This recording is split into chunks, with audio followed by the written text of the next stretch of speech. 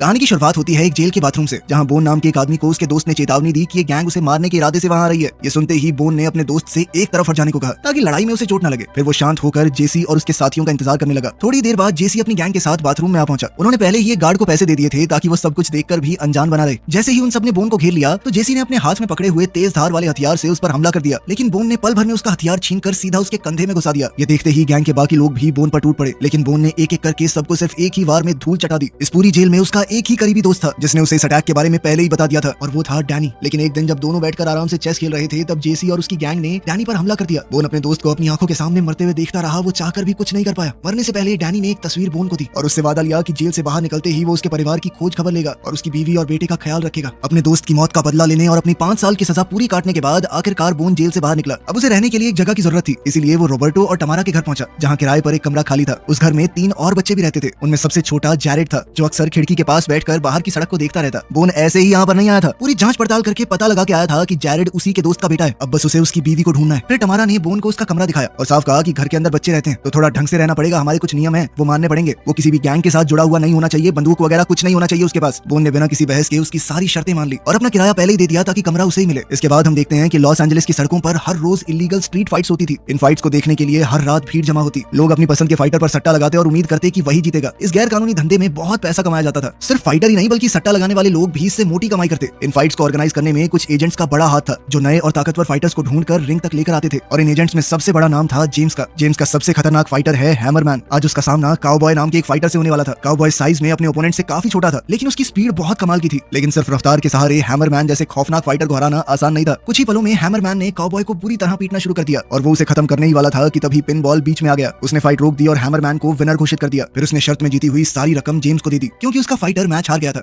खैर, फाइट खत्म होने के बाद पिन बॉल जैसे ही गाड़ी के पास पहुंचा, वो ये देखकर हैरान रह गया कि बोन पहले से उसकी गाड़ी की पिछली सीट पर बैठा उसका इंतजार कर रहा था। बोन ने सीधा कहा कि मैं इस पहलवान से लड़ना चाहता हूँ, क्या करना पड़ेगा। उसने पिन बॉल को ऑफर दिया कि ये फाइट अरेंज करवा दे, जीती हुई कमाई का 40% तेरा। लेकिन पिन बॉल बेचारा पहले ही काफी पैसे हार चुका था, इसलिए उसने कहा कि हैमरमैन से लड़ने से पहले तुझे नॉर्मल टुच्चे पुच्चे लोगों से लड़ना पड़ेगा। पहले दिखा कि इतने पैसे लगाने लायक है तू। बोन मान गया तो पिन बॉल उसे तुरंत दूसरे एजेंट के पास ले गया और फिर उसके फाइटर को चैलेंज किया ताकि बोन को अपना हुनर दिखाने का मौका मिल सके। फिर जैसे ही फाइट शुरू हुई, बोन ने अपने दुश्मन को ध्यान से देखा और अगले ही पल हवा में उछलकर उसने एक जबरदस्त लात उसके सर पर दे मारी। सिर्फ एक ही वार में उसका ओपोनेंट जमीन पर गिर पड़ा। वो दोबारा खड़ा तक नहीं हो पाया। ये देखकर पिन बॉल शर्त की सारी रकम लेकर वहां से निकल गया। अब उसे यकीन हो गया था कि उसके हाथ एक कमाल का फाइटर लग चुका है। अब रास्ते में पिन बॉल आने वाली फाइट्स की प्लानिंग कर रहा था। जब बोन ने उससे जेम्स के साथ खड़ी उस औरत के बारे में पूछा तो इस पर पिन बॉल ने उसे साफ चेतावनी दी कि वो एंजेला है, उससे दूर रहना। उसने बताया कि एंजेला पहले किसी और की बीवी थी, लेकिन जब जेम्स की गंदी नजर उस पर पड़ी तो उसने साजिश करके उसके पति को जेल में भिजवा दिया। फिर जेल में ही उसके पति को मरवा के उसने एंजेला को हमदर्दी देके अपनी गर्लफ्रेंड बना लिया। लेकिन उस वक्त एंजेला मां बनने वाली थी। जेम्स ने उसे मजबूर किया कि वो अपने बच्चे को एडॉप्शन के लिए दे दे। उस हादसे के बाद एंजेला की जिंदगी मानो पूरी तरह बदल गई। अपने बेटे को खोने के दर्द के चक्कर में उसने ड्रग्स का सहारा लेना शुरू कर दिया और धीरे धीरे वो नशे की आदत में डूबती चली गई। बोन समझ गया कि यही उसके दोस्त की बीवी है जिसे वो ढूंढ रहा था और उस तक पहुंचने के लिए उसे जेम्स के करीब जाना पड़ेगा। इसके बाद हम जेम्स को देखते हैं जो अपने कुत्तों के लिए खाना तैयार कर रहा था। तभी टेडी उसके पास बोन की फाइट की रिकॉर्डिंग लेकर आया। वीडियो में बोन ने सिर्फ एक ही लात मारकर अपने ओपोनेंट को गिरा दिया। ये देखकर जेम्स भी हैरान हो गया। उसने तुरंत फैसला किया कि वो पिन बॉल से उसके नए फाइटर के बारे में बात करेगा, लेकिन इससे पहले वो अपने पिटबुल कुत्तों को खाना खिलाने गया और टेडी को भी साथ चलने को कहा। अचानक जेम्स ने अपने पिटबुल्स को टेडी पर अटैक करने को कहा। बेचारा टेडी डर के मारे जम गया, लेकिन जेम्स उसे सिर्फ डरा रहा था क्योंकि कुत्तों को अभी भी उसने पकड़ रखा था। उधर उसी शाम बोन घर के बाहर वेरांडे में रॉबर्टो के साथ चेस खेल रहा था। तभी पिन बॉल अपनी गाड़ी लेकर वहां पहुंचा और उसने बोन को आवाज लगाई, लेकिन जाने से पहले बोन ने चेस का मैच रॉबर्टो को हराकर उससे शर्त के पैसे लिए और फिर पिन बॉल के साथ निकल गया। एरिना पहुंचते ही बोन ने देखा कि वहां 2 औरतों के बीच जबरदस्त फाइट चल रही थी। तब पिन बॉल ने मुस्कुराते हुए कहा कि ये पतली कमर वाली देख रहा है, ये तेरे भाई की सेटिंग थी पहले। कुछ ही देर बाद मैच खत्म हुआ और वेरिटा नाम की एक फाइटर जीत गई। फाइट खत्म होने के बाद पिन बॉल वहां के सबसे मशहूर एजेंट टैटू के पास गया। उसने सीधा बताया कि मेरा नया फाइटर सबसे तगड़ा है और मैं उसके ऊपर डायरेक्ट $5000 लगा रहा हूँ। इस बार बोन का सामना हुआ गोल्ड टीथ से, लेकिन बड़ी ही आसानी से बोन ने सिर्फ एक बार करके अपने ओपोनेंट को नॉकआउट कर दिया। इस जबरदस्त मुकाबले के बाद अंडरग्राउंड फाइटिंग की दुनिया में बोन की पहचान वन हिट फाइटर के नाम से होने लगी। लेकिन जब पिन बॉल अपनी जीती हुई रकम लेने गया तब टैटू ने एक नई शर्त रखी। उसने कहा कि अगर बोन वाकई में इतना ताकतवर है तो इसके साथ 2 बंदों को लड़ाना चाहिए ना, और अगर वो जीत गया तो शर्त की रकम भी दुगनी मिलेगी। बोन ने बिना कुछ कहे ये चैलेंज भी मान लिया। फाइट शुरू हुई और उसने एक फाइटर को सिर्फ एक लात मार के बेहोश कर दिया और कुछ ही पलों में दूसरे वाले की भी सिट्टी बिट्टी गुल कर दी। इतना ही नहीं, भाई ने मजाक मजाक में हाथ तक तोड़ दिया। ये सब देखकर टैटू को अपनी आंखों पर यकीन ही नहीं हो रहा था, लेकिन उसने फिर से शर्त की रकम दुगनी कर दी और इस बार कहा कि एक साथ 3 फाइटर लड़ेंगे। लेकिन उन तीनों का भी वही हाल हुआ जो उनसे पहले वालों का चुका हुआ था। कुछ ही सेकंडों में बोन ने सबको हरा दिया। इतनी बुरी हार के बाद टैटू गुस्से से आग बबूला हो गया। 2 बार शर्त बढ़ाने के बाद अब उसे $20,000 देने थे और वो देने से उसने साफ मना कर दिया। ऐसे अपनी पैंट में रखते हुए उसने बोन से कहा कि हिम्मत है तो आके ले ले। बस फिर क्या था, बोन सीधा उसकी तरफ बढ़ने लगा। टैटू के कई गुंडे उसे बचाने के लिए आए, लेकिन बोन ने एक एक करके सबको धूल चटा दी। आखिर में उसने टैटू को भी जोर से मुक्का मारा और उसकी पैंट फाड़ कर पैसे निकाल लिए। अब ये देखकर वेरिटा बोन से काफी ज्यादा इंप्रेस हो गई। जाते जाते उसने अपना नंबर भी बोन को दे दिया। उधर जैसे ही बोन और पिनबॉल गाड़ी में बैठे, पिनबॉल उसकी तारीफ करता नहीं थक रहा था। उसका कहना था कि भाई मैंने तो अपनी जिंदगी में ऐसी फाइट कभी नहीं देखी, इतने सारे लोगों को तूने अकेले पीट दिया। तभी टैटू मशीन गन लेकर वहां आ गया और दोनों पर अंधाधुंध फायरिंग कर दी। ये देखते ही पिनबॉल ने तुरंत गाड़ी भगाई और खुशकिस्मती से दोनों बिना किसी चोट के बच निकले थे। उस दिन के बाद से बोन और पिनबॉल की जोड़ी स्ट्रीट फाइट्स में खूब पैसा कमाने लगी। रिंग के बाहर बोन अपना ज्यादातर वक्त अपनी मार्शल आर्ट्स की प्रैक्टिस में ही बिताता, लेकिन उसका ध्यान अभी भी अपने टारगेट पर था। खैर स्ट्रीट फाइट्स के अंदर उसका अलग फाइटिंग स्टाइल देखकर हर कोई हैरान रह जाता। धीरे धीरे उसका नाम पूरी अंडरग्राउंड फाइटिंग दुनिया में फैलने लगा। लोग उसे एक ऐसे फाइटर के तौर पर जानने लगे जिसे हराना बिल्कुल नामुमकिन था।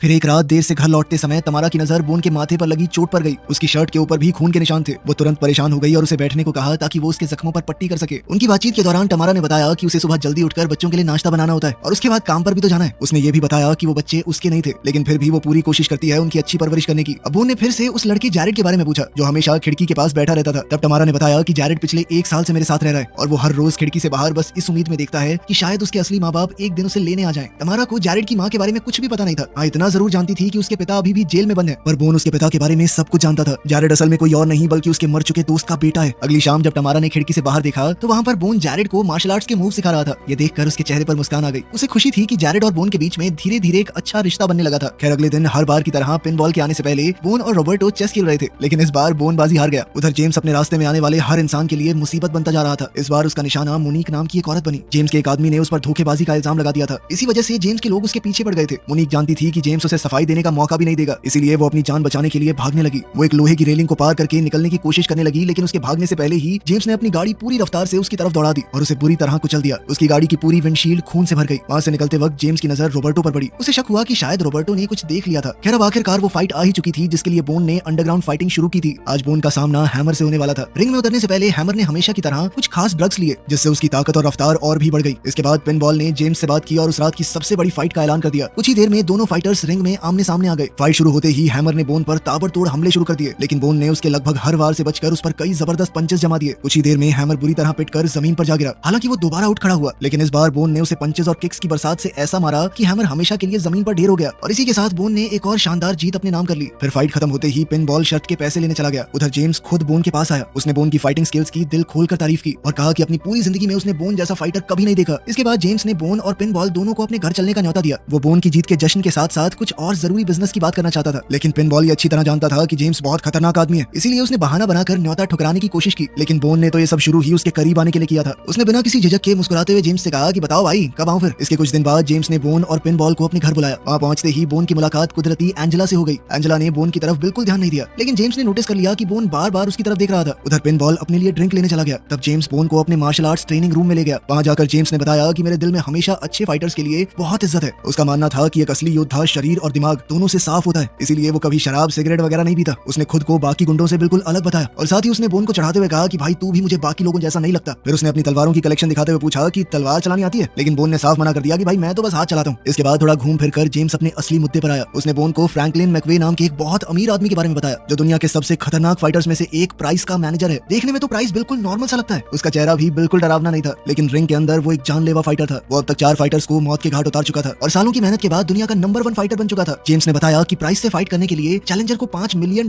देने पड़ते थे और वो ये पूरी रकम देने को तैयार था। बस बोन को उसके लिए लड़ना होगा। उसने कहा कि देख भाई मेरे बिना तू उसे चैलेंज भी नहीं कर सकता, तुझे बहुत सारी फाइट जीत के रैंकिंग में ऊपर जाना पड़ेगा, लेकिन मैं मना लूंगा फ्रैंकलिन को, ये फाइट करवा सकता हूं मैं। उसने बोन से वादा किया कि अगर वो प्राइस को हरा दे तो इतना पैसा कमा लेगा कि जिंदगी भर फिर काम करने की जरूरत ही नहीं है। ये ऑफर वाकई में बहुत अच्छा था, लेकिन बोन ने उस वक्त कोई जवाब नहीं दिया। उसने सिर्फ इतना कहा कि मैं इस बारे में सोच के बताऊंगा। खैर मीटिंग खत्म होने के बाद जेम्स की नजर एंजेला पर पड़ी जो कि एक ड्रॉर में कुछ ढूंढ रही थी। जेम्स उसके पास एक छोटी सी बोतल लेकर गया। उस बोतल के अंदर वही ड्रग्स थे जिसे एंजेला ढूंढ रही थी। जेम्स ने बोतल दिखाते हुए कहा कि अगर ये वापस चाहिए तो पहले मेरा एक काम करना होगा। असल में जेम्स चाहता था कि बोन उसका ऑफर मान ले और इसके लिए वो एंजेला का इस्तेमाल करके बोन को अपनी तरफ करना चाहता था, लेकिन एंजेला ने यूं इस्तेमाल किए जाने से साफ मना कर दिया। उसने कहा कि मैं किसी के साथ कुछ नहीं करने वाली। ये सुनते ही जेम्स ने उसे धमकी देनी शुरू कर दी और जबरदस्ती अपनी बात मनवाने की कोशिश की। अपनी जान के डर से मजबूर होकर एंजेला ने आखिरकार बोन को अपने कमरे में बुला लिया, लेकिन जैसे ही बोन अंदर आया एंजेला ने उस पर बंदूक तान दी। लेकिन इससे पहले कि वो बंदूक चलाती बोन ने आराम आराम से अपनी जेब से एक पुरानी तस्वीर निकाली। उसने एंजेला को तस्वीर दिखाते हुए कहा कि मरने से पहले तुम्हारे पति डैनी ने मुझसे एक आखिरी वादा लिया था कि वो उसकी बीवी और उसके बेटे का हमेशा ख्याल रखेगा। एंजेला ने जैसे ही अपने पुराने परिवार की तस्वीर देखी तो वो बुरी तरह घबरा गई। अचानक उसकी तबीयत खराब होने लगी। फिर उसने बोन से पूछा कि उसकी मुलाकात डैनी से कैसे हुई। तब बोन ने उसे पूरी कहानी बताई। ये सच जानने के बाद एंजेला ने भी अपना पूरा दर्द बयां किया। उसने बताया कि मैं जानती हूँ जेम्स ने जानबूझकर डैनी को जेल भिजवाया था ताकि वो मुझे हासिल कर सके, लेकिन उसे धमकी मिली थी कि अगर उसने जेम्स की बात नहीं मानी तो वो डैनी के साथ साथ उसके बेटे को भी मरवा देगा। इतने सालों में एंजेला को ये तक नहीं पता था कि अब उसका बेटा कहाँ है, वो बेचारा जिंदा भी है या नहीं। लेकिन बोन ने उसे तसल्ली दी। उसने कहा कि मैं जानता हूँ सब कुछ तुम्हारे बेटे के बारे में और वक्त आने पर मैं तुम्हें जरूर मिलवाऊंगा। कुछ देर बाद दोनों कमरे से बाहर आए जहाँ जेम्स उनका इंतजार कर रहा था। तब बोन ने जेम्स से कहा कि वो कुछ दिनों के लिए एंजेला को अपने साथ ले जाना चाहता है। जेम्स ने कहा कि अगर तुम बदले में मेरे लिए लड़ने को तैयार हो तो बिल्कुल। आखिरकार बोन ने उसकी बात मान ली और जेम्स ने एंजेला को अपना सामान पैक करने को कहा। फिर उसी रात बोन एंजेला को सीधा एक रिहेबिलिटेशन सेंटर ले गया। उसने वादा किया कि जैसे ही वो अपने नशे की आदत से छुटकारा पालेगी वो उसे उसके बेटे से मिलवा देगा। अब अगली सुबह जेम्स $5 मिलियन लेकर फ्रैंकलिन के बंगले में पहुंचा ताकि बोन का मुकाबला दुनिया के सबसे खतरनाक फाइटर प्राइस से तय करवा सके। काफी देर बातचीत होने के बाद फ्रैंकलिन ने आखिरकार इस फाइट के लिए हाँ कर दी, लेकिन साथ ही उसने जेम्स को चेतावनी भी दी कि अगर तेरा फाइटर बढ़िया नहीं लड़ा या फिर किसी भी वजह से मैच कैंसिल हुआ तो मैं तुझे वापस उसी गरीबी में भेज दूंगा जहाँ से तू आया है। फ्रैंकलिन ने कहा कि 3 दिन बाद मेरे कुछ खास मेहमान मेरे घर पर आएंगे, तब तक बोन को इस फाइट के लिए पूरी तरह तैयार रहना होगा। खैर उस रात जब बोन घर लौटा तो उसके होश उड़ गए। घर के बाहर पुलिस खड़ी थी और रोबर्टो की लाश जमीन पर पड़ी थी। वहीं पुलिस क्राइम सीन की जांच कर रही थी। ये देखते ही बोन सीधा टमारा के कमरे की तरफ भागा ताकि उसका हालचाल जान सके। टमारा ने रोते हुए कहा कि रोबर्टो के ऊपर उस आदमी ने 2 पिटबुल छोड़ दिए। अपनी आखिरी सांसों तक वो उन हैवान कुत्तों का शिकार बनता रहा और उन्होंने उसके शरीर को बुरी तरह नोच डाला। तब बोन ने टमारा को संभालने की कोशिश की। उस रात दोनों एक ही कमरे में रुक गए ताकि टमारा को अकेलापन न महसूस हो। फिर अगली सुबह जब वो उठे तो जैरेड को साथ लिए हुए सामने जेम्स बैठा था। उसे देखते ही टमारा घबरा गई और जैरेड को लेकर वहाँ से बाहर चली गई। जेम्स ने खुश होकर बताया कि मैंने तुम्हारी फाइट फिक्स कर दी है, लेकिन बोन ने साफ मना कर दिया। उसने जेम्स से कहा कि मैंने बस इतना कहा था कि मैं सोचूंगा, हाँ तो मैंने कभी भरी नहीं और अब तो मैंने फैसला कर लिया है कि मैं फाइट नहीं लड़ने वाला। ये सुनते ही जेम्स ने गुस्से में अपनी तलवार निकालने की कोशिश की, लेकिन बोन ने पल भर में उस पर हमला करके उसकी तलवार दूर फेंक दी। अब अपने आप को फाइट हारती हुई देखकर जेम्स ने तुरंत टमारा को पकड़ लिया और उसके सर पर बंदूक तान दी, लेकिन वो अच्छी तरह जानता था कि अगर उसने गोली चला दी तो बोन उसे जिंदा नहीं छोड़ेगा। इसी डर से वो वहाँ से बिना किसी को नुकसान पहुंचाए चला गया। जेम्स के जाते ही बोन ने टमारा को कुछ पैसे दिए और उससे कहा कि बच्चों को लेकर तुरंत किसी होटल में चली जाए, बस कुछ दिन की बात है, सब सही हो जाएगा। फिर जेम्स ने अपनी कार में बैठते ही टेडी को हुक्म दिया कि अगले 15 मिनट के अंदर अपनी पूरी किलर टीम को तैयार कर ले। उधर हैमर ने पिन बॉल को ढूंढ निकाला और बोन का पता जानने के लिए उस पर हमला कर दिया, लेकिन अच्छी खासी पिटाई के बाद भी पिन बॉल ने एक लफ्ज नहीं बोला। तभी अचानक बोन वहाँ पहुंचा। उसने एक गुंडे की बंदूक छीन ली और जल्द ही पूरी गैंग को खत्म कर दिया। इसके बाद उसने पिन बॉल को आराम से खड़ा किया। वहीं दूसरी तरफ टेडी एंजेला की तलाश में एक रिहैब क्लिनिक पहुंचा। वहाँ एक औरत ने बताया कि हाँ मुझे पता है एंजेला कहाँ पर है। जैसे ही टेडी और उसके आदमी बताए गए कमरे तक पहुंचे तभी कंबल के नीचे छुपा हुआ पिन बॉल अचानक 2 पिस्टल लेकर बाहर निकला। उसी वक्त बोन भी वहाँ पर आ गया और दोनों ने मिलकर देखते ही देखते टेडी के सारे आदमी खत्म कर दिए। फिर कुछ देर बाद जेम्स ने अपने लोगों को फोन करके एंजेला के बारे में पूछा कि लड़की मिली या नहीं, लेकिन फोन बोन ने उठाया और सीधा कह दिया कि तुझे तो मैं जिंदा नहीं छोड़ूंगा बे, आ रहा हूँ तेरे पीछे। आज वैसे भी फाइट का दिन था तो जेम्स ने चालाकी लगाते हुए अपनी लोकेशन भेज दी कि आजा यहाँ पे लड़ लियो मुझसे।